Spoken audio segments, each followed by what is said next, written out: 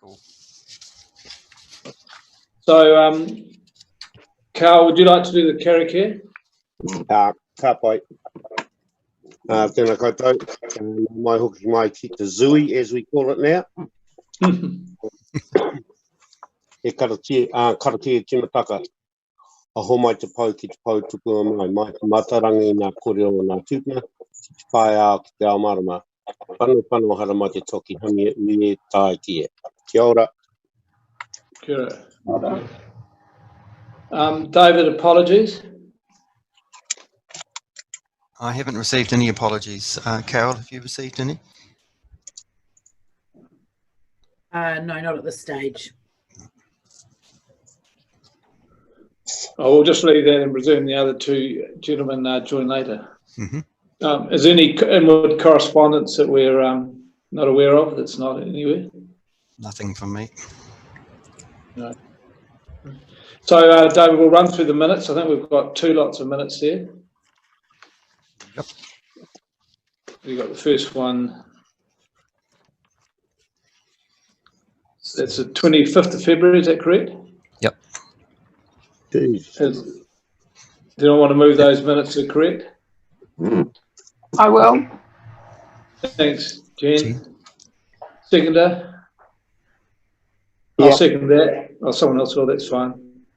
Any matters arising for those minutes anyone wants to bring up? Okay. And the next set of minutes, where are they? I think there's only one set in the agenda. The next meeting we had was that yeah. workshop that we had. That's right. So we're going to address further on the meeting the ratification of those 2 immediate steps projects.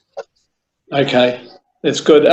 Just conflicts of interest registers there. If anyone needs to update that or anything else needs to be added, just talk to David about that, please. So the only bit of information I've got is I presented the annual report to the Ashburton District Council, and they were good. There's a few questions, and the Mayor and the Council wanted to pass on to the committee. They appreciate the effort that everyone put in, and thank everyone for their I suppose service is the word, but thank you for that. Then the ECAN meeting, I couldn't do that, so Ian and David did that. So whether Ian wants to make a comment about that.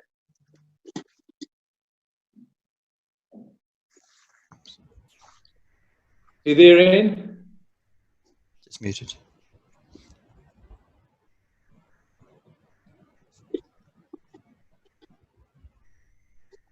We lost Ian. It's still on mute, Ian. Having some technical problems by the look of it. Well, David, do you want to mention it? Yeah, it was good. The council was really good. They asked a few questions. They were interested in the consent reviews and Ashburton Lakes. Ian did a great job of talking to them, actually. I stumbled over a few things, but yeah, it all went pretty smoothly. Great. Is Ian unmuted yet or not? No, it doesn't appear to be. He looks like he's doing something on his computer, though. Sorry, I was trying to unmute, and all I did was disappear onto some total different program. So, yeah. Ian, you heard us? Yeah, interestingly, there were no questions to us. It might have been me presenting on your behalf, Bill, that scared away any of the nasty questions that might have otherwise come. But David gave a very good report. Great, thank you for that. Thanks for covering. I had technology issues that day myself, so couldn't do that. All right, the next item, I think, David, is that an election of regional representative? Yes. So, and I have heard. Oh, sorry, you go. No, you go. I just saying I had heard from Councillor Wilson that he's unavailable to stand. Stuart, that's correct, isn't it? Yes, that's right. Selwyn and Ashburton District combined with a rep, and Angus Mackay is our rep. So we've got one district councillor already on it, and I don't think we really need 2. So because Angus reports to the council as well as to the zone committee. Okay, thanks, Stuart. So we'll call for nominations for the regional committee representative.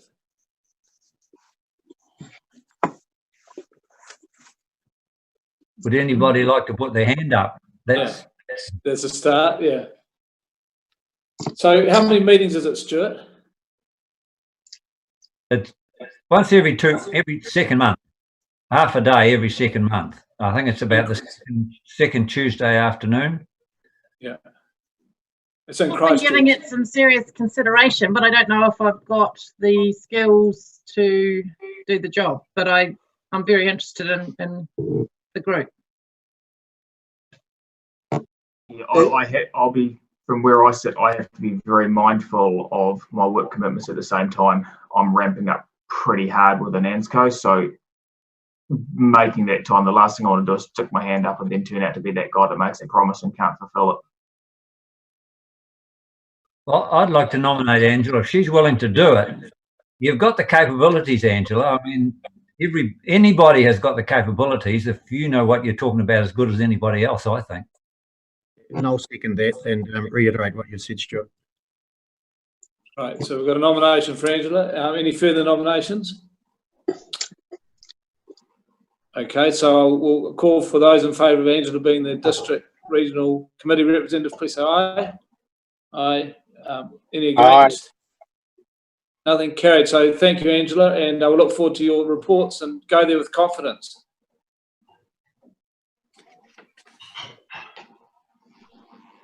Yeah, I'd just like to add on to that is every 6 weeks that we have a meeting.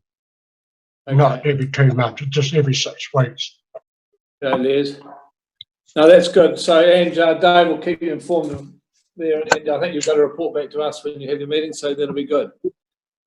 Perfect. Thank you very much, everybody, for your endorsement. Welcome on board. You're welcome aboard to them. Ratification of the immediate steps. So that's the phone conference we had last month, where we approved by majority the Alpha Forest River Terrace and the Oakdale Stream, the Harris Stream. So what do you want to do there, David? Really, it's just a vote to just. Did we move it and second it at the last meeting? I can't remember. We just approved it. I think we just. Yeah, so would someone like to move the that we approve those two projects? Okay, Cargill, thank you. Yep. Seconder. Jen. Aye. Jen. Yeah. All in favour? Aye. Any against? No, carried. Thank you. Okay. So is Blanca, is she available? Look. Just sort of let you know that I've finally made it on board. Thanks for being so patient. You finished your latte, did you? We're done, Chris. That's it. We're finished. We're just wrapping up here, mate. Brilliant. It's technology Chris, trying to get on board. Chris, that's 15 minutes. It's a record for me. Bet yours. I can't see Bianca there. Carol, can you double check that for me? We've got through that really quickly, so she may just. No, I haven't got Bianca as in attendance at the moment yet either. Okay. So Bill, what did I miss? We just really regional representative is Angela Cushing is going to do that for our rep. We just ratified the Ashburton, the Alfred Forest River Terrace and the Harris Stream projects. Did the minutes. That's about it, I think. I wonder if we swap the order around. I see Adrian is there, and Lockie, you're there too, are you? Dave, I don't know if Lockie's on yet, but I can call him and make sure he gets on quickly. Okay, that might be good. Yeah. And Bill, I've got to leave this. I have to leave the meeting early by just before 2:30, so I just thought I'd let you know that. But Chris, you've just joined. I'm a popular man today. All right, Dave. So can you take us through this Carter's Creek, please? Yeah. Well, what I'm going to do is I'm going to share my desktop once I figure out how to do that in Zoom, and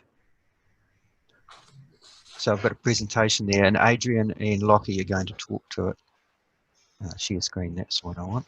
And let me find it. Carter's Creek. Has everyone had a chance to have a good read of it? Because we could take it as read if they have.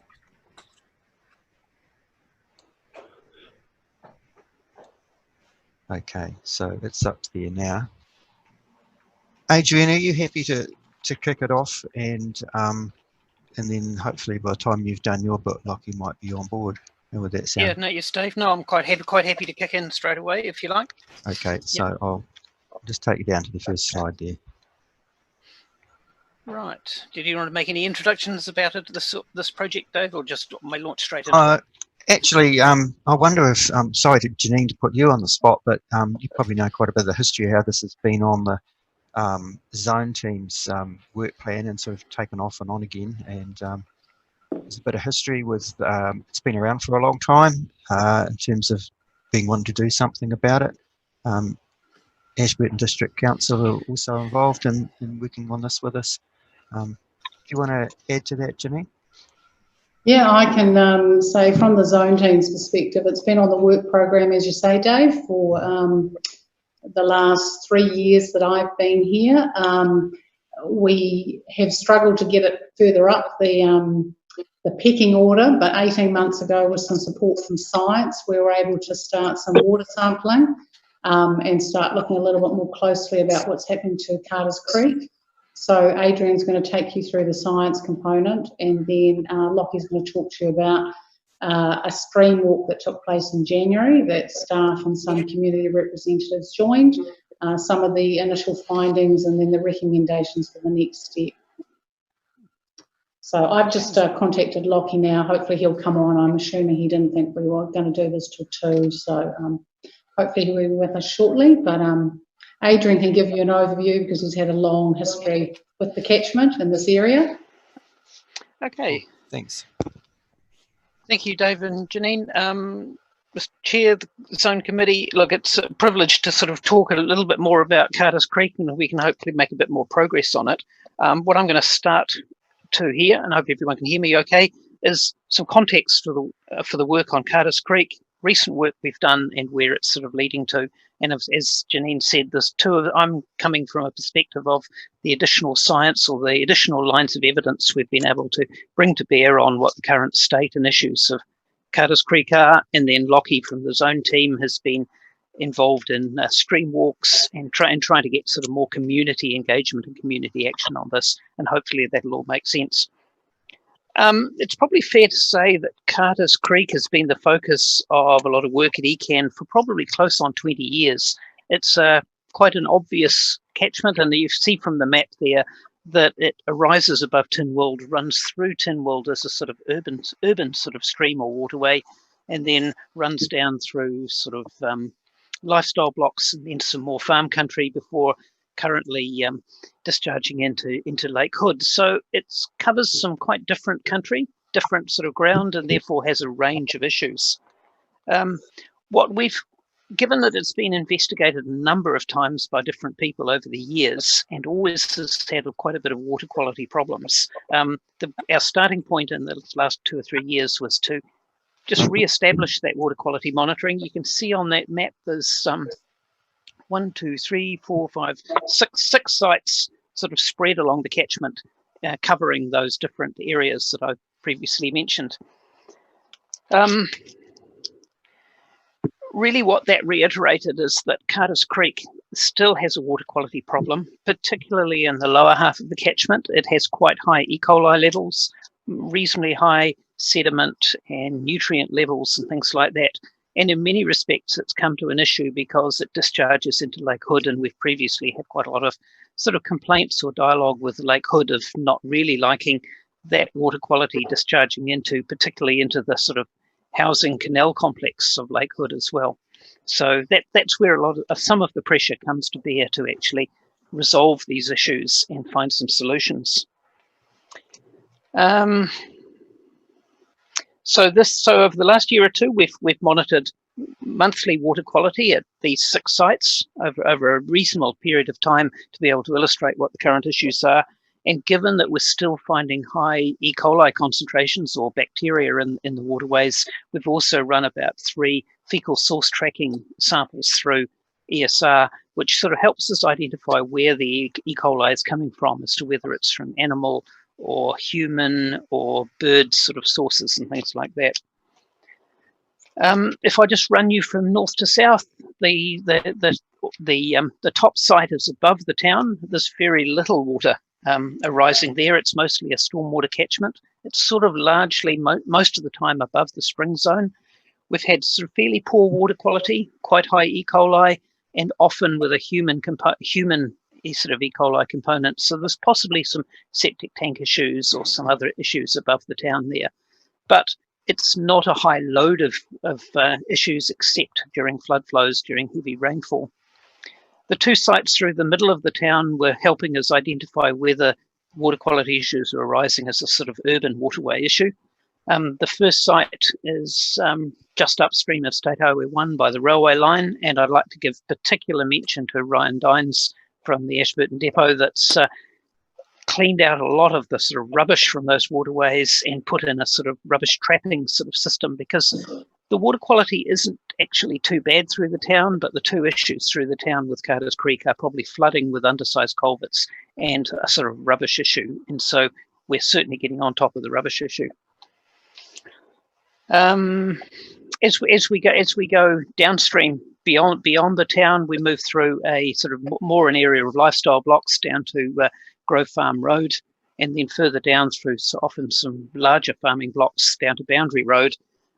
Once again, still very high E. coli issues, quite high nutrients, quite high sediment in the waterways. So certainly not a really nice sort of waterway in terms of water quality. Probably the most worrying thing we've seen once we get down to Boundary Road is this, once again, the fecal source tracking increasingly says that a lot of the E. coli is of human source, so probably much more of a concern for being potentially health risking. We're trying to work through where that might be coming from. Previous studies in years gone by had identified that there were a lot of septic tanks that could be causing that, but we're not totally discounting the ADC oxidation ponds and pipelines that are in that near area. We're not pointing the finger at any one in particular, but it's certainly an issue that's worth putting Lockie and his colleagues putting a little bit more time into, just basically ticking off where all this E. coli may be coming from. Once we get down to Lake Hood, the water quality improves a little bit down there, partly because there's a large sort of ornamental pond that it flows through before it gets to Lake Hood, which allows a lot of the sediment and some of the E. coli to settle out. And as I said earlier, previously the water quality had been a big issue for Lake Hood, but recent advice from when I've been talking to David West at the Lake Aquatic Trust, they're getting a lot more flow from the lake extension running through the canal complex, so they're not seeing quite so much of a water quality problem. I think they would still like it to be addressed, but it's not the critical issue that it used to be. So really that in a nutshell basically illustrates to us what the science is saying. We've still got a problem of E. coli, sediment, nutrients and things through the system. A lot of it will be land use related, but there's a few other little bits and pieces to follow up. And really that's what led us to Lockie and the zone team members to have organised to sort of more be engaging with the landowners, doing stream walks and things like that to try to identify where a lot of this has been coming from. So most recently, the biggest issue we've been involved in is a stream walk through here. And if Lockie's on board at all, I think that's probably the best time for him to sort of take over. Yep, it looks like Lockie's on board, and Willie's also here as well. I think he's going to speak after Lockie. Yep, no, that would be good. David, could I just ask Adrian just 2 points of clarification? Yes. Hi, Adrian. It's Bill speaking. Yep. On your table, so the three tests at Boundary Road, they're both 3 tests at the same site on Boundary Road? Yeah, 3 on different dates, yes. Okay. It'd be helpful to have the Lake Hood test in there for us to look at. We were aiming to get fecal source tracking at all of those 6 sites, but fecal source tracking really only works well when we get a high E. coli reading, and so therefore we get a significant sort of result. The highest E. coli results were at those 2 sites, Grove Farm Road and Boundary Road, so therefore we get really definitive fecal source tracking results. At those other sites, when the E. coli results get too low, then yes, I would say, well, they really couldn't conduct that analysis. But certainly, yeah, no, we'll share that. We'll share with you the full data sheet of all those results, so you can see in more detail.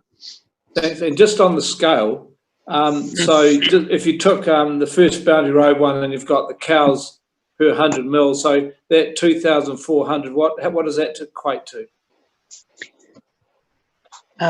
Sorry, I don't have the report in front of me at the moment, but I'll pull it up in a minute. But Okay. it's the 2,400, if that's the E. coli number, that would be the number of E. coli per 100 mils. And for most of these analyses we do, it tops out at 2,400. In other words, it'll be greater than 2,400 because the analysis doesn't identify a number bigger than that. So generally, fecal source tracking at high E. coli and significant health risk is generally when the results are sort of 700-800 or more, topping out at beyond 2,400. Okay, thank you. Could we have, it's Stuart here, could we have the whole 6 months? I mean, you've missed out 1 month there. I'd like to see, if you're going to start on the 5th month, go right through to the 12th, and then you get the whole picture, because different stages of the year, when it's low, you obviously miss it out. And the other thing, while I'm speaking, I'm very disappointed that I wasn't notified. I'm the Timwall representative on the Ashburton district, which includes Carters Creek, the local councillor. It would have been advantageous for me to actually be part of the inspection group. Okay, I'm sorry, Stuart. Look, this has been ongoing for a while, and I apologise if you haven't been notified of the sort of work. This work's been going on for a long time. In terms of your more specific question, the fecal source tracking is actually very expensive. So that table in Lockie's report is only reporting the three points at which we chose to send samples for fecal source tracking analysis. What isn't in that table, though, is that we were routinely doing water quality sampling on a monthly basis continuously for many months. That isn't in the report, but we can make that available to you as well, which would show what the E. coli concentrations were. And largely what that shows is the E. coli is relatively high concentration almost all year round. It's continuing to arise in the stream. There aren't sort of like our other rivers, sort of low concentration periods and high concentration periods. And that's often the sort of concern with these streams, which is why it's so important to sort of address these issues and to sort of try to start reducing the effects by doing stream fencing and a lot of the other initiatives that Lockie is now going to talk about. I think it would be really nice if we could get some of those time series just so we can better characterise what we're dealing with here. I'd find that quite useful, please. Yep, certainly. I can make a brief data report that'll go along with this, and I'll get that out to you well before the next meeting, so you've got that, so Dave can circulate that to you all. Just a question, Neil, here. For the Ashburton sewer, it crosses this creek in, I suppose, 3 or 4 places. I'm not sure, but Andrew Guthrie would know. Has anyone inspected the pipe where it crosses to see that the pipe is in good condition? Can I speak to that? So we are talking directly with ADC staff, and they have begun before the lockdown some investigations. They had committed to doing some ammonia testing, so that work was due to begin, but I understand it's been put on hold, but they are going to restart. So we have been in constant communication with ADC, particularly compliance staff, for some months prior to the stream walk and afterwards. So none of this should be a surprise to staff, and we understand that they are taking it seriously and looking into these issues. Thank you. Just before we go on, I noticed that Bianca is now here, so just let you know, Bianca, that we flipped the order because we were a bit ahead of schedule, so we're going to do this Carters Creek talk first, and then we'll get on to you for your consent review. Is Bianca all right for time? Yeah, no, I have no time restraints. That's fine with me. Cool, right, thanks, thank Bianca. you. Cool. So are we jumping into Lockie now? Is that right? Can I just ask one question about Carter's Creek, please? So does it go dry very often, or does it run most of the time? It runs all the time.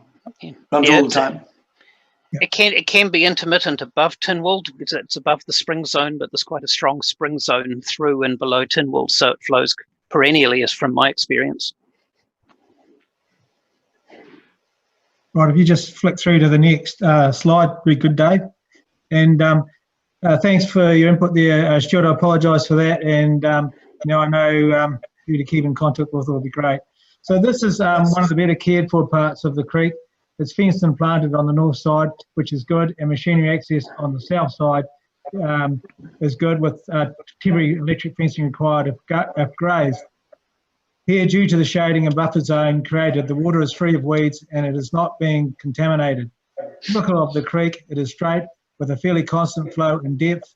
If the other side was battered back at 3-to-1, planted and fenced, this section of the creek would be relatively maintenance free, apart from infilling to replace plants that haven't survived. Go to the next slide, Dave. Here, as you can see, the lack of permanent fencing, battering back and planting is causing sediment to fill the creek and create a wider, shallower creek with a slower flow. Next slide, Dave. Here's slide 3, you can pretty much see it all. You've got stock access, erosion, pugging, contamination, weeds and sediment in the creek.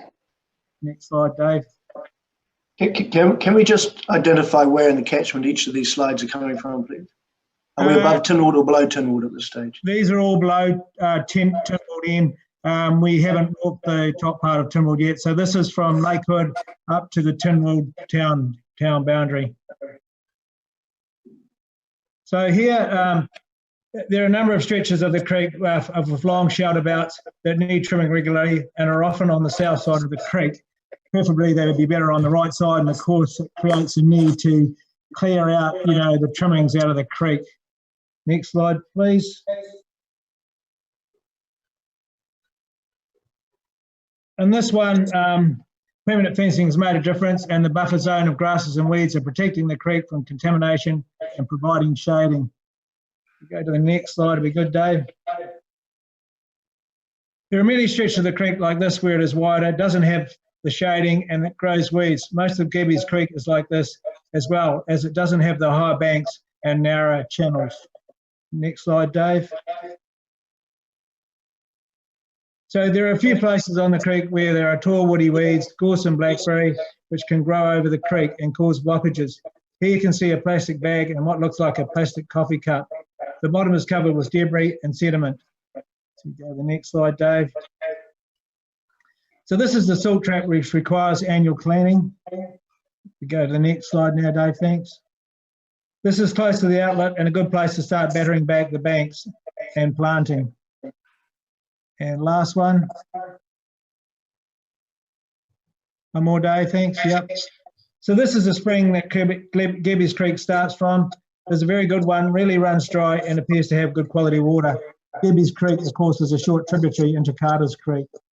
So really the idea of giving you the slides was to give you an idea actually what the creek looks like, just to match up with the report. And now I'll just pass on to Willie. Just hang on, Lockie, Bill Thomas speaking. So this last slide, what is that? What water is that? This comes into the creek? This is a spring here, just say 30 metres up from the creek. The owner of the property is not the tenant, and the tenant in this particular case has had more horses here than previous years. It really is actually a race. It's sort of a ditch, goes right up, probably another 100 metres or more. I talked to the landowner. I've talked to all the landowners prior to the meeting today, and I suggested that it could be planted and fenced off, and he was quite receptive to that. So that's just stop having access to the water that comes into the creek. No, that's the spring. That's where it starts, Gebby's Creek. What you can see there, where it sort of gets past the end of the pine trees, or by the end of the pine trees, that's the spring. Okay. And it's sort of in the ditch. Yeah. So, okay. Chris, So the land and water plan gives stock exclusion rules. How much of the creek is actually do those rules apply to, and are they actually being adhered? Mostly they are. I've talked to 6 landowners about stock access into the creek, and all have agreed that we can do better. And you know, I haven't had any pushback on that. Okay, so there's no the regulatory context is adequate. It's just the landowners need to do a little bit more, or they can do a bit more when they want to. Yeah, they need to do a wee bit better and keep them out of the creek. Thanks. So with those photos, you could probably see that, you know, Carter's Creek is pretty much not as natural as it was. It's basically been a ditch over a number of years, so it's fairly straight. The flow is fairly constant, and you know, more can be done with like what we did in the Windermere drain with you know, building these run pull riffle effects with putting rocks in the drains. Is the creek allowed to be used as a stock water race, or is it just a drain? No, it's not a stock water race, but water can be taken from the creek for water. And that is partly why some stock have had access to the creek. Yeah. It's fed by a number of springs like the one in this photo, so therefore it is generally considered natural water, and so it's a perennially flowing stream. So really it shouldn't be being used as a stock water race or with stock access in it. It's also notable that it does flow down into Lake Hood as well, which is where some of the pressure of maintaining better water quality is necessary because of the ultimate receiving environment as well.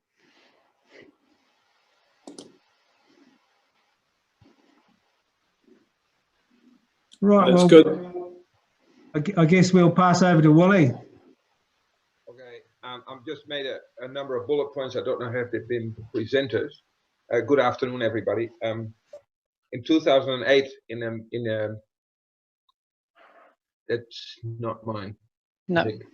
Anyway, doesn't matter. In 2008, I put in a media report that to counteract the attack on rural New Zealand, that 3 of the most polluted waterways in Canterbury were the East Coast, the Avon, and Carter's Creek. And Carter's Creek was at that just filthy. It was a sewer for Tenwold, and particularly when there was high water levels, it was a lot of sewage went into Carter's Creek. We've been talking about improving Carter's Creek since 2004. Ryan Dines was convening those early talks, and I remember having a good meeting with neighbours with a lot of goodwill that we all wanted to address the issue, but for whatever reason it never came any further. There's a lot of goodies in Carter's Creek issue, so, and you can say, hey, there's lots of pressure from Lake Hood to get that tidied up, but I think it's in general is an acceptance in New Zealand now that we should have those creeks tidy. We shouldn't have pathogens in there, and I wouldn't have my stock drinking out of Carter's Creek, because for sure I don't think they need a drench, because everything will be cleaned out. I also don't want to point the finger at any party from who's at fault or whatever. We lived with different rules in different times, and I think it's all about getting together and solving the problems rather than fix. We want to fix it. We don't want to finger point at whoever causes it and then who has to pay it. We need to, of course, there needs to be some money, but you know, if I don't want to point the finger at the council, Ashburton District Council, to say, hey, the sewer pipe is the problem. We need to find out if that's the problem, and if that's the problem, we need to talk how we're going to solve it. I think also we need a master plan of how to fix Carter's Creek, so we don't all work in different directions. And we need to divvy up who's going to do what. I started thinking about Carter's Creek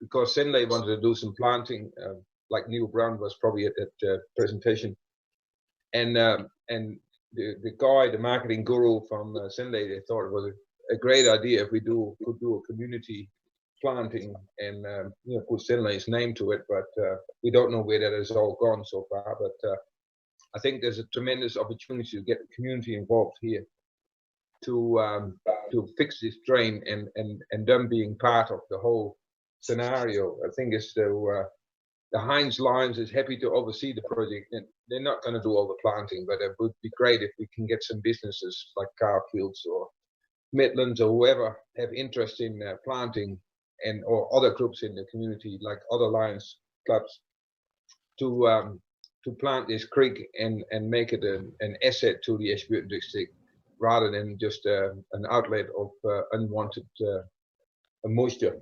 Yeah, we're happy to do all these things. I was very keen to get Carter's Creek sorted. It's been in eyesore for a long, long time. Thank you. Questions?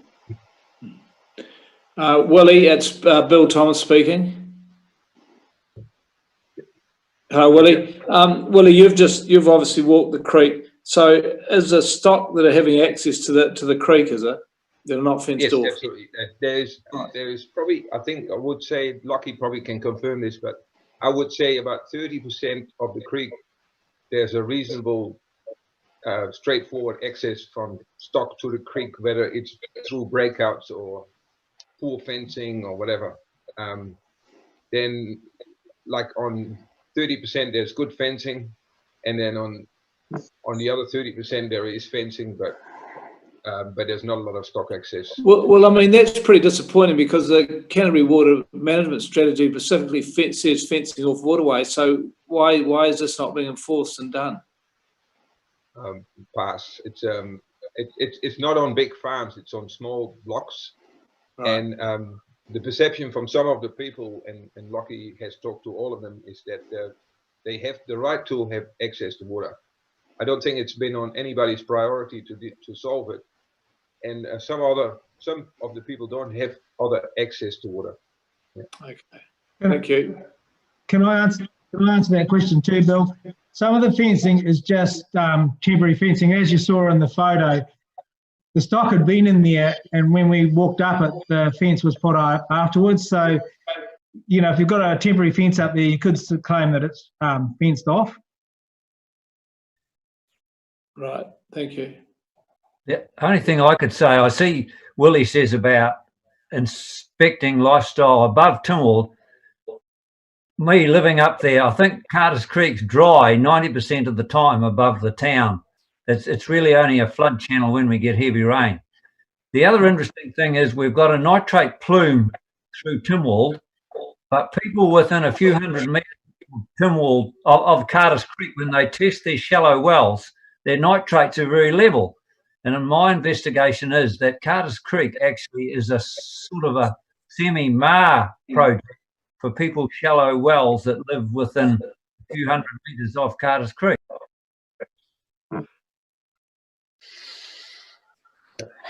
Well, maybe if I respond to that, oh, sorry, have I got, yes, no, I'm unmuted. Yeah, if I respond to that a little bit, Stuart, yes, you're right, above Carter's Creek, above sort of Tynwald, we are becoming above the spring zone. And so, yes, I think as I said earlier, there's quite low flows coming down into Tynwald most of the time. It's mostly a stormwater system. But that said, when we were monitoring sort of above Tarbotton's Road and things like that above there, we did have sampleable water probably at least 50% of the year. So there is small amounts of water coming through above there. We were sampling it just to be able to identify that that wasn't a significant source of the contaminants we were dealing with. But yeah, I would agree it's mostly a stormwater system with a very small amount of spring above the town. The other question, sorry, carry on. No, you go on, Adrian. I want to come in after you finish. I was just trying to recall what the second part of the question was, and I think it was nitrate plumes and a sort of MAR type system. I think you were talking about, Stuart. Yes, the nitrate above the town is very, very low, which is consistent with it being stormwater, and then sort of below the town, the nitrate concentrations around, from memory, around 3 milligram per litre, which is shallow groundwater arising. It's high and elevated, but not terrifically high compared to other parts of the region, and so, you know, yes, it may be a source that's sort of both radiating out as well as being condensed back in to sort of assisting people's bores. Bill, if I may make a couple of comments, it seems to me this is a great project for a variety of reasons. But one is this is a stream that has urban and rural connections, so that makes it quite a nice showcase. It's clearly quite degraded in places. And as Willie said, there's quite a community at the bottom of it, especially that will benefit from beautifying it, cleaning it up, and making it look like a decent sort of creek again, and especially if it's a stream that flows all year round.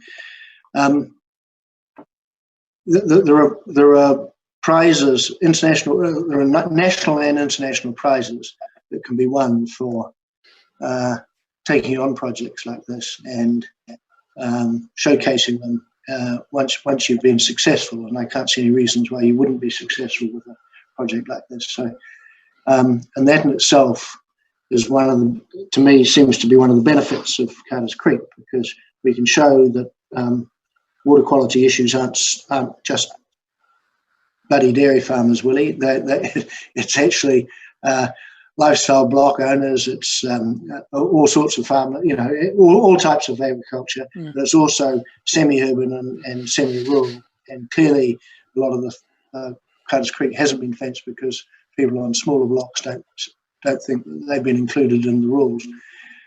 So there's a whole lot of boxes we can tick if we take on a project like this. And so I think it's personally, I think it's a very exciting proposition, and one that I can see that we can get major buy-in from the community. If Heinz Lions want to drive it, my view is the first stage would be to document just how bad it is at the moment, and Adrian's got some good science there, but also those photographs Lockie has provided to show, you know, to pick out the worst areas, and then hopefully in 10 years' time we can tell the story about how good it is, and then we might qualify as an entrant into some of these awards programs for restoring waterways, which would be a good story for Ashburton. Thank you, Ian. Is there any other comments from other people? Yeah, Carl here. I have a question for the group.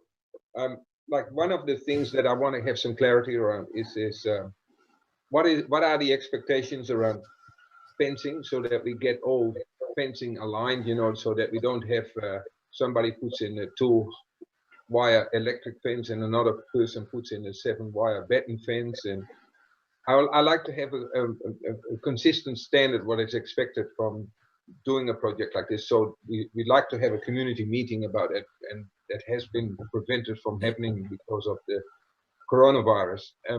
Another thing that we like to do is what sort of planting, and we can work that out with Ecan probably and a couple of other guys, and Angela Cushing, what sort of planting do we want?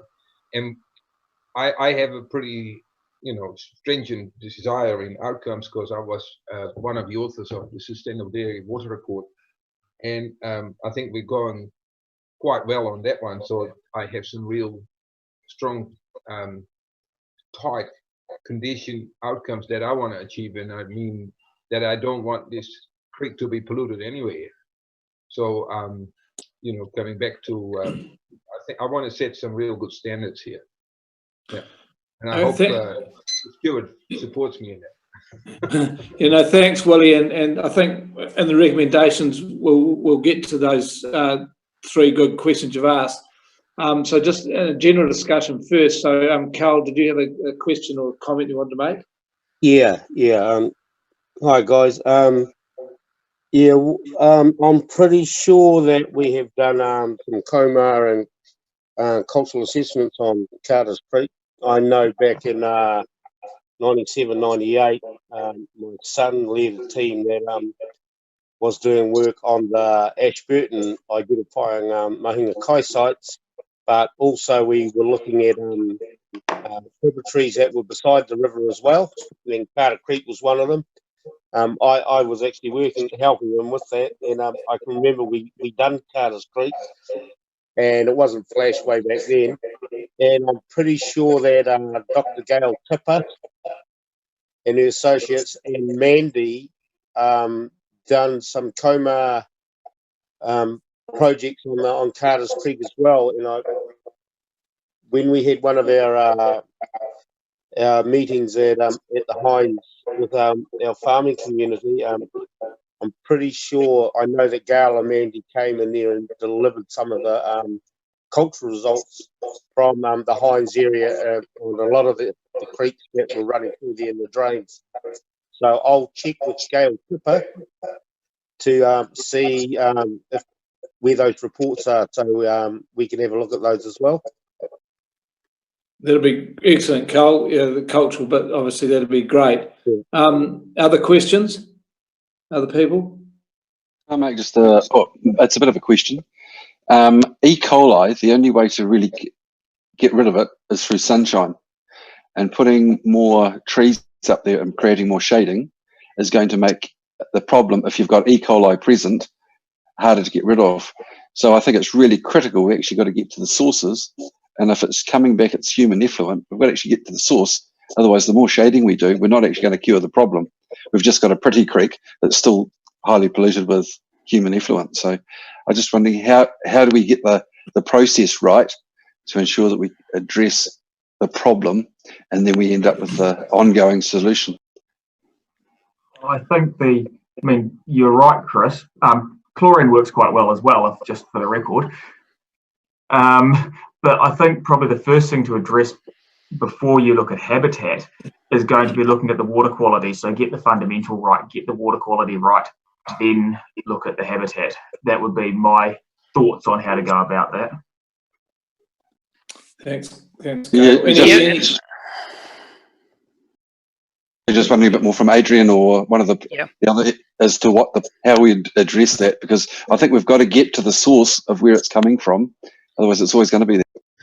Yeah, I totally agree, Chris, is that E. coli is, you don't want to try to be treating it in stream. You need to sort of get to the source and prevent it. And that's partly why we were trying to identify the extent of which it was coming from livestock access to the stream or versus other sort of sources. And certainly both of those come through with the fecal source tracking. There is certainly a lot of stock access type sources, but it's also worrying that there's some human sources there as well. So that's ongoing work. I'll just draw your attention to what's on the shared screen there as well, which was the actions and recommendations from Lockie and Kimberley's report. And we just sort of simplify those a little bit to get them on one screen, and that's why they identify a lot of those, trying to identify the sources and treating them to bring this water back. Yeah, we don't want to be relying just purely on sunlight or chlorine or anything else trying to sort of sterilize the stream, because that also basically sterilizes the biodiversity and everything else. So yeah, a lot of the effort is to identify the sources, try to extinguish them, and that's where certainly the fencing and restricting livestock is the easy one, and then it's trying to identify other sources. Thanks, Adrian. Before we go through the recommendations, Jen or John Moore, have you got a comment you'd like to say, to bring up before we talk through these recommendations? No, I haven't actually. I mean, what's being discussed makes a lot of sense to me, and the recommendations look pretty much on the mark. So I'd leave it at that. Thanks. Okay.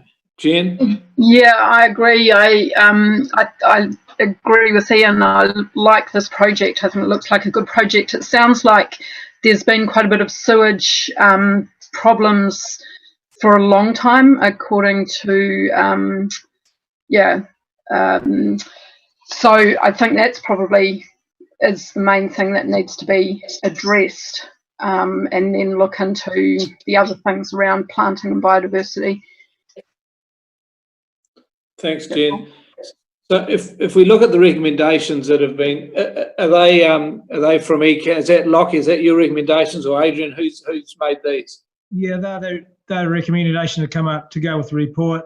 The first one, the unrestricted livestock access, we've talked to them about that, and obviously we've talked about what we may be able to do going forward.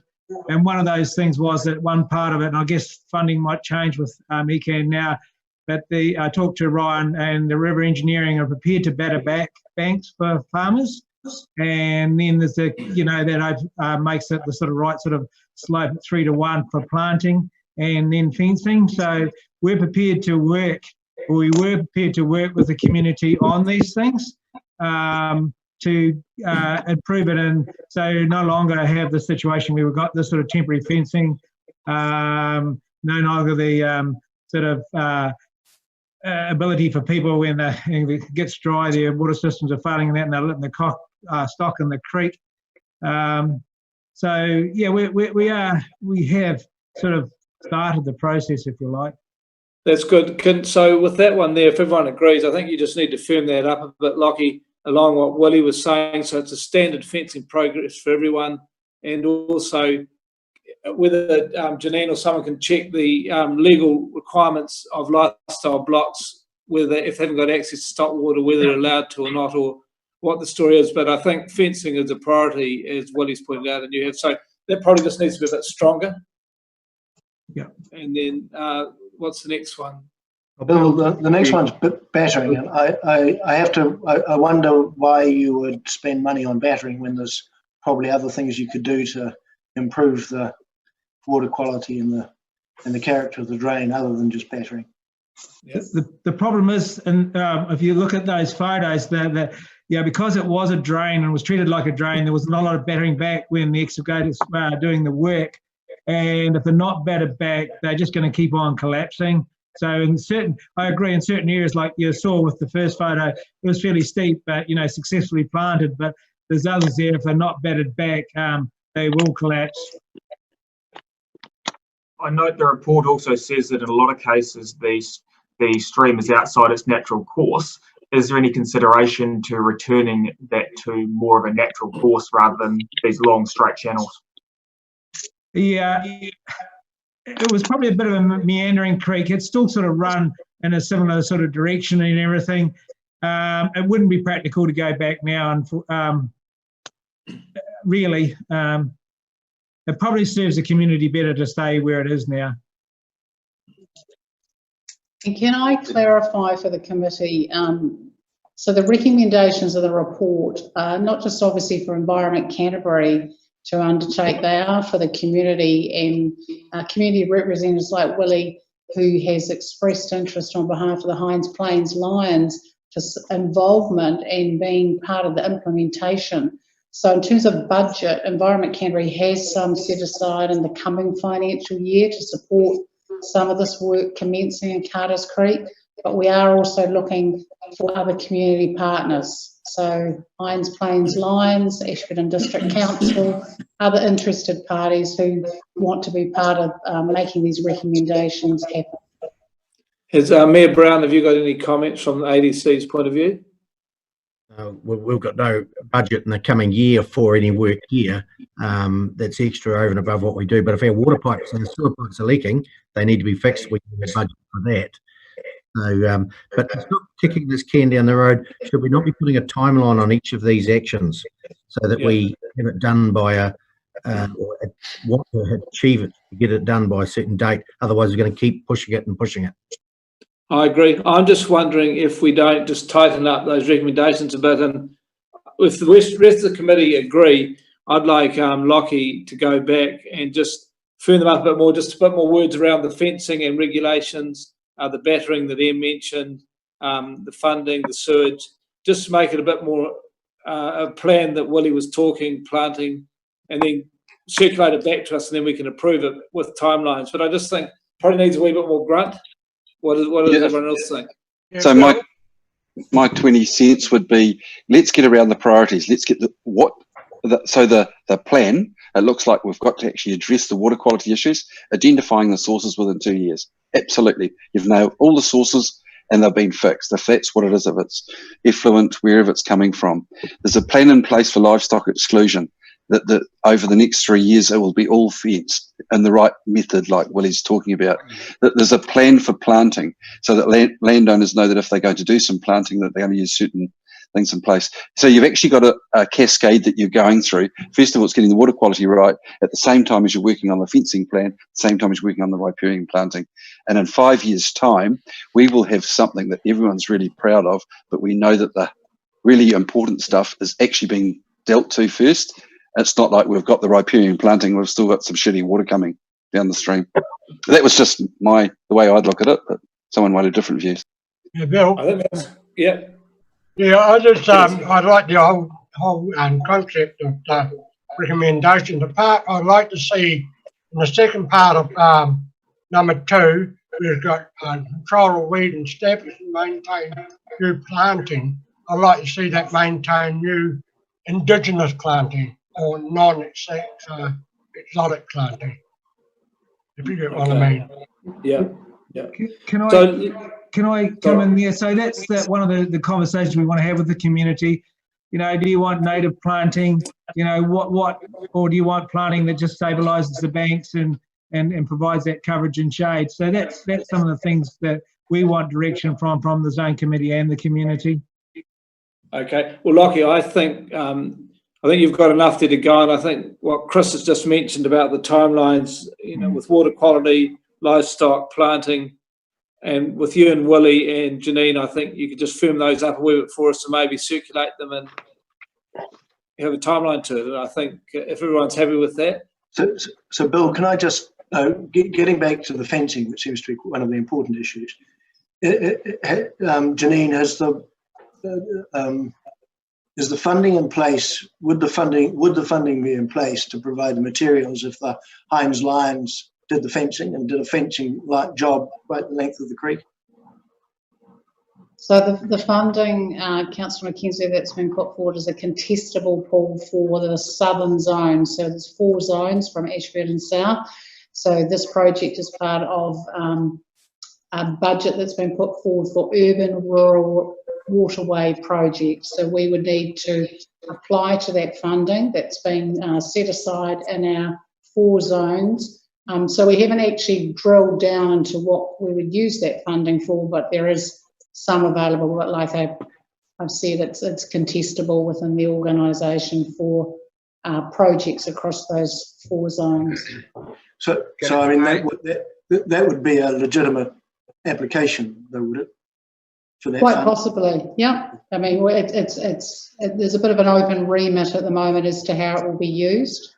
But it is for projects like this. Other examples in Southern are Saltwater Creek and Timaru. That's a project that they've already started down there, which will also probably apply for funds from this, where they're working with both rural, urban landowners to make improvements to that waterway. Okay.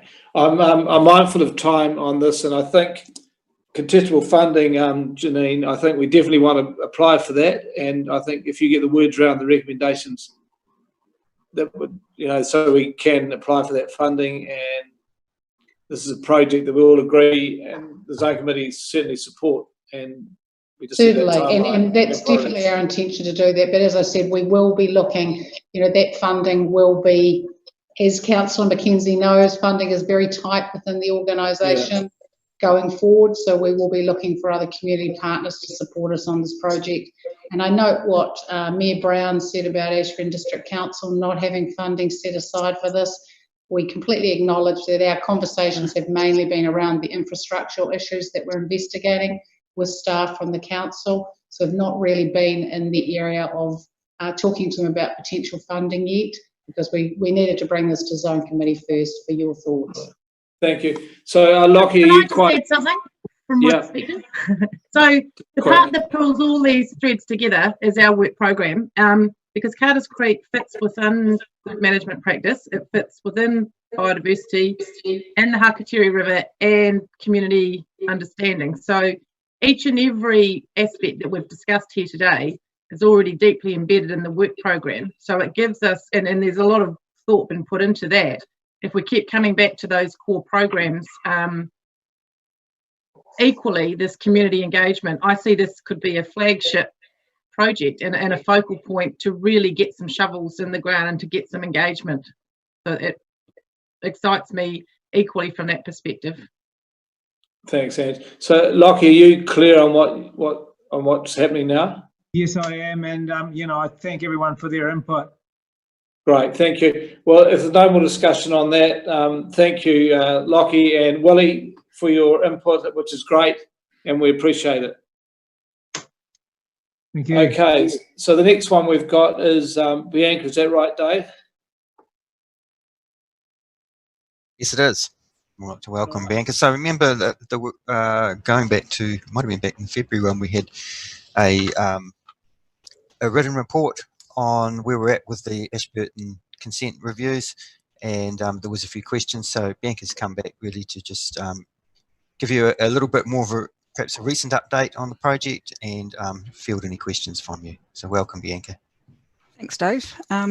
Yeah, and nice to see you all, albeit on computer screens.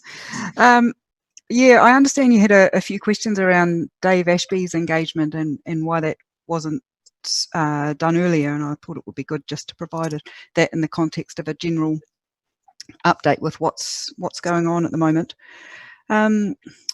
Dave's engagement, we always envisaged that we'd need someone with Dave Ashby's skills, so someone who's a farm consultant who really gets farming operation and can provide us with some sort of technical advice around the impacts of the reviews on farm.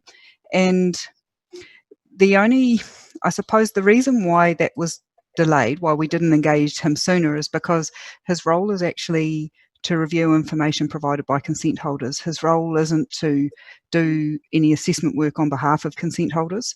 So we still haven't actually received any information from consent holders that he can then review. So hence, we just sort of thought we'd get him in reasonably well.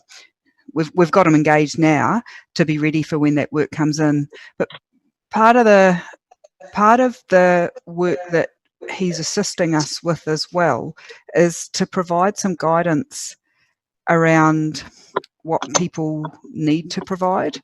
And this is around the under section 131 in the RMA. We can have regard to the impact of the consent review, so the impact of the minimum flows on the viability of the consents. So that's sort of the key area where he's going to be feeding in. But we sort of picked up, I think, particularly at those meetings before Christmas, that consent holders were still quite unsure what sort of information that they needed to provide to ECAN to support that. And so one of the things that we've been doing is trying to clarify that. And it ends up that it's actually quite a tricky legal question, and we've had to get the lawyers involved to give us some advice around that. And that's sort of helping, Dave's input has been helping with that as well. So unfortunately, we weren't really in a position to roll much out while everybody was in lockdown, but we're getting to the point now that we're going to be allowed to get out and about again, that we'll be able to have some shared talks and get some information out to consent holders. One thing that I was really keen to note though is, given that a consent review process of this type hasn't been done before, either by ECAN or by any other regional council in the country, we are really feeling our way.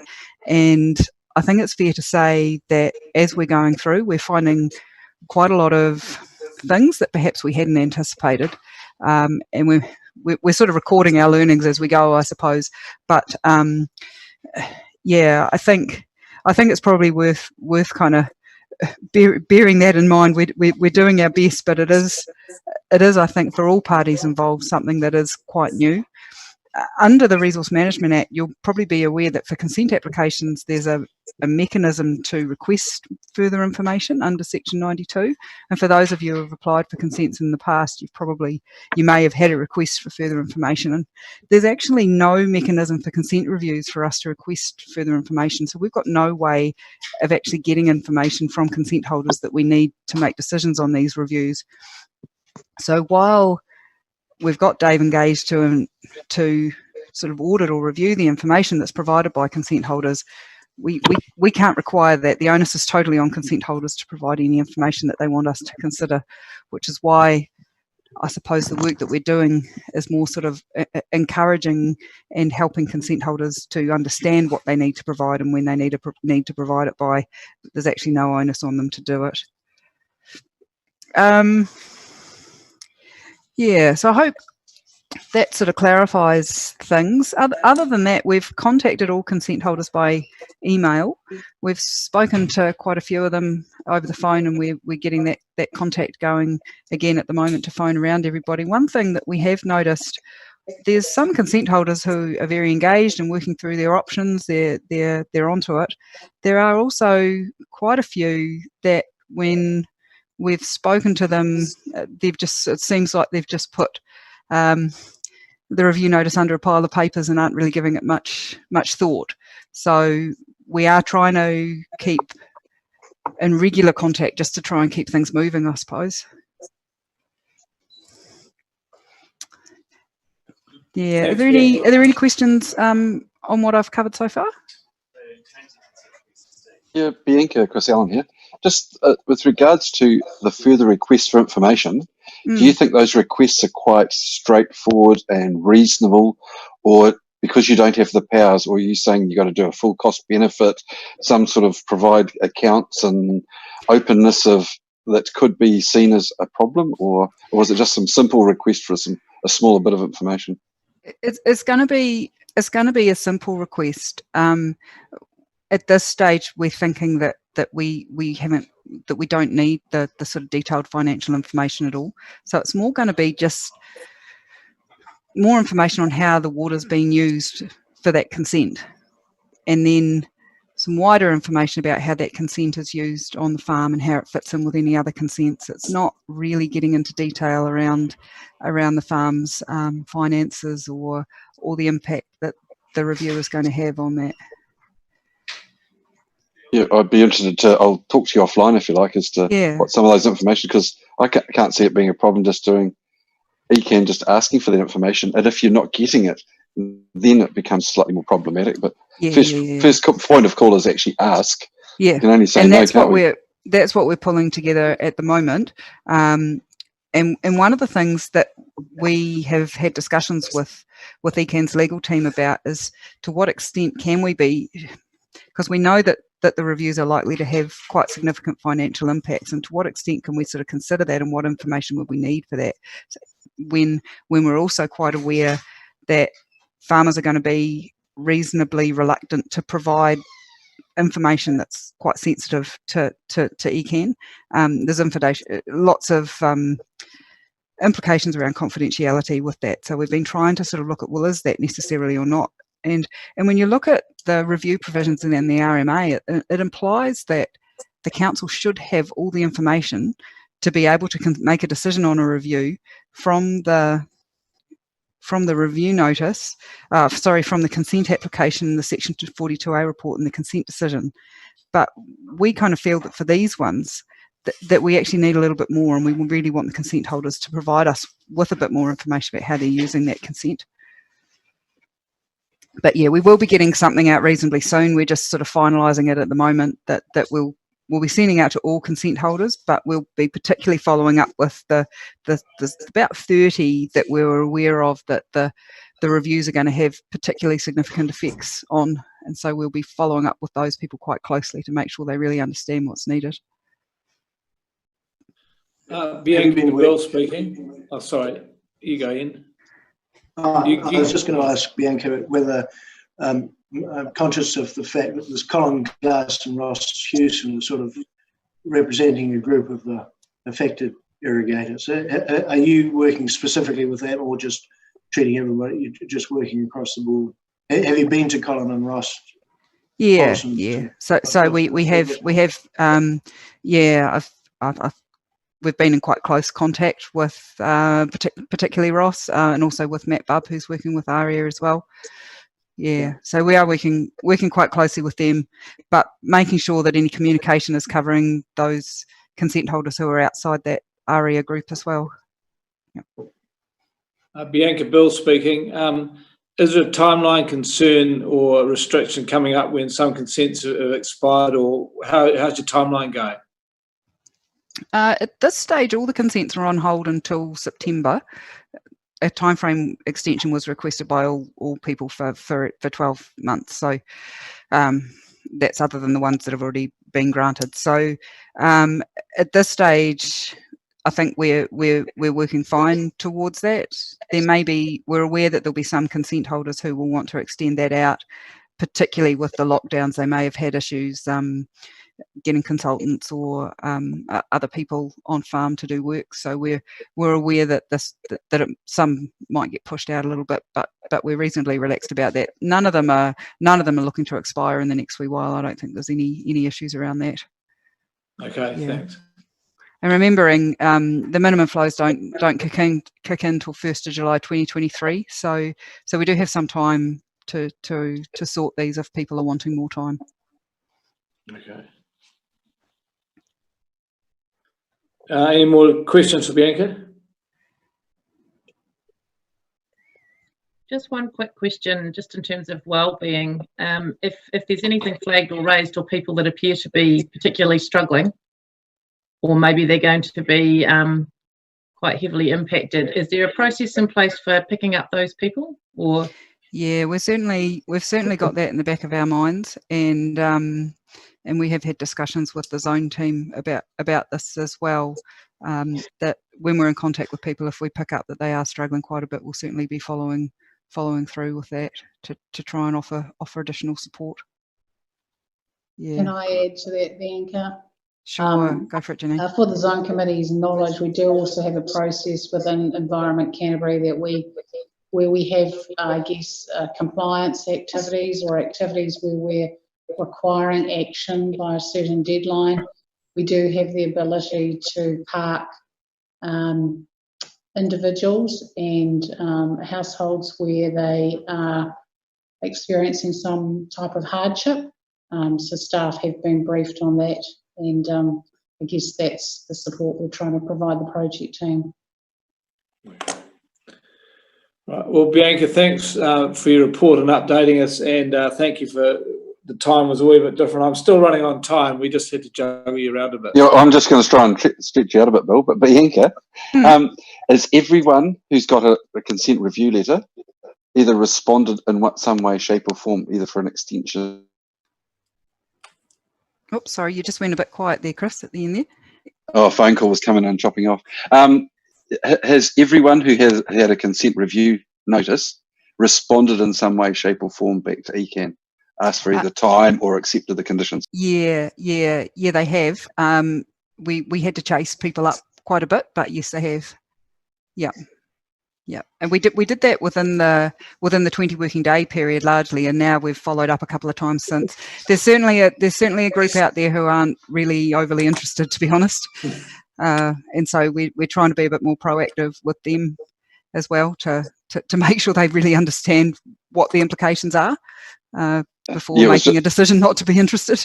Yeah, no, that was just the fact you said that there was 20 or 30 that weren't engaged, but they obviously had been contacted, so that's right. No, the 20 or 30 are the ones who we know are quite severely impacted and who we'll probably be working with closer around the information that we need, But no, that sounds good. I look forward to your call. Excellent. I'll give you a call, Chris. All right, that's great. Okay, well, Bianca, thanks very much, and good to get the update, and keep it going, I suppose. Good luck. Right, we'll keep you posted. Yeah, cheers. Thanks for your input. That's good. So I think we're up to any other business from anyone.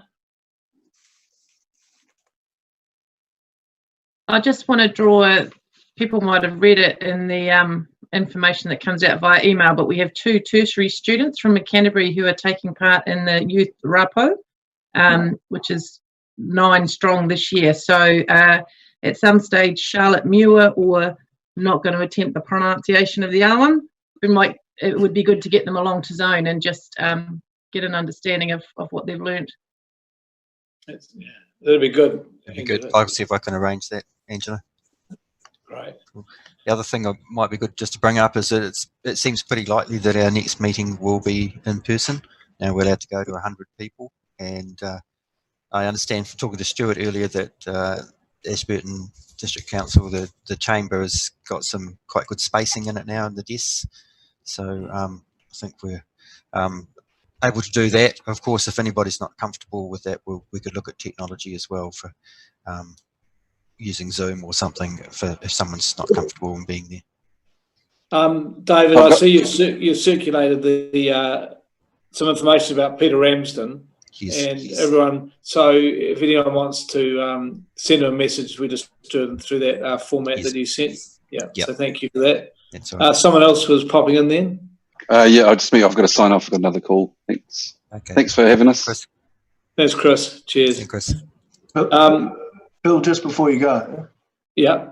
You'll be aware that the regional council is reviewing the purposes of the terms of reference for zone committees. Are you? Well, I'm aware of that, and that's a good point because I've sort of lost sight of it, but I was aware of it, yes. So look, I just I'd be interested just in the zone committee, if you've got time today, Bill, just in the feedback from the zone committee, if I could just go very briefly through what we're talking about doing. Yeah, absolutely, Ian. Yep, definitely. You fire ahead. So it's really about changing the terms of reference for zone committees to reflect on implementation of the plans rather than developing the plans. I think that's the major thrust of what they're doing. And it's to reflect on how zone committees can transition from a focus on planning to implementation. And so we've been asked to then confirm the zone committee functions, review additional advice on membership,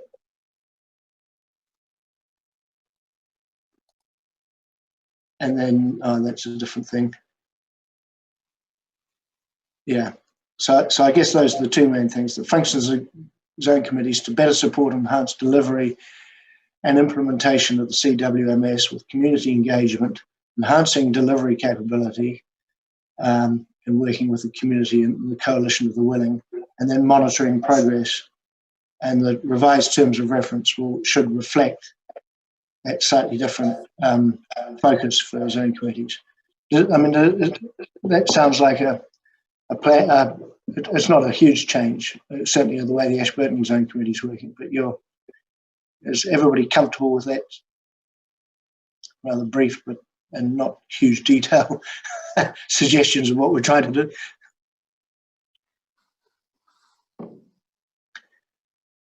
There's no feedback. In my understanding, that's what we covered off. That was covered off in that survey that we did. Yeah. And the line of questioning and the context that was given to us, to me, was more than adequate. It was kind of quite invigorating, really, because it got me thinking a bit broader from my perspective on community engagement. So it was good. Yeah, no, good. Yeah, and I think you have been surveyed about this, and this is a reflection of that survey, but of course it's a reflection of all the zone committees. And so I just wanted to make sure that if there was anything this zone committee was unhappy with or was particularly happy with, and I can reflect on that in the way I discussed this thing at council. Ian, when do you think that'll happen? We're discussing it on, it's either tomorrow or the next day. So then it'll possibly be approved at that stage, maybe. New terms of reference. I think it's, yeah. I have to say, I've read the briefing paper. I haven't got to the time. I haven't studied the timelines and the recommendations as to whether it's finalised from our meeting, whether it's on Wednesday or Thursday, or we're just progressing it to the next stage. I have to say, I should know that, but I don't know that. No, that's fine. Yeah, I'm not 100% sure, but I think it would end up going to the mayoral forum for a final tick-off. Yeah, and that's the point. Of course, the district council is an equal partner with the regional council, so we don't have complete jurisdiction. So I imagine we're ticking it off for it to then go up the line to the mayoral forum. Yeah, you're right, David. Just, I suppose, following on from that a wee bit, Ian and probably Mayor Brown, but so when are we going to have nominations for a vacancy on the committee? So as I understand it from the discussions, that if the council sorts out the new terms of reference, then the next stage will be to revitalise zone committees, including the Ashburton one. Okay, great. Thank you. Thanks, Ian. Any more comments or other business, any issues anyone would like to raise? Yes, could I raise a issue? Sure. Yes, I was John. very pleased to see a report in the newspaper saying that the MAR project had got some Yeah. substantial funding from government, and I think that's just great, actually. I was Right, really yes. pleased to see that's come through. Well done. I forgot about that. Yeah. It's a lot of money, wasn't it? 950,000. Yeah. You waited a while for it. All right. If that's all, Carl, are you happy to close the meeting, please? Certainly, young man. Good boy. E no tātou, e taputu ki ute, e taputu ki tai, e taputu a tāne, e taputu a takaro. E koi kaha ki ute, e koi kaha ki tai, e kaha tāne, e kaha takaro. Hei taputu ki ute, hei taputu ki tai. Whanau haramata, ki hami e ui e, mai ki e. Kia ora, everyone. Yeah, thank you, Carl. Thanks for everyone's participation, and we'll be live next month, hopefully. Cheers. Be good. Cheers, 7 minutes early, Bill. Good start.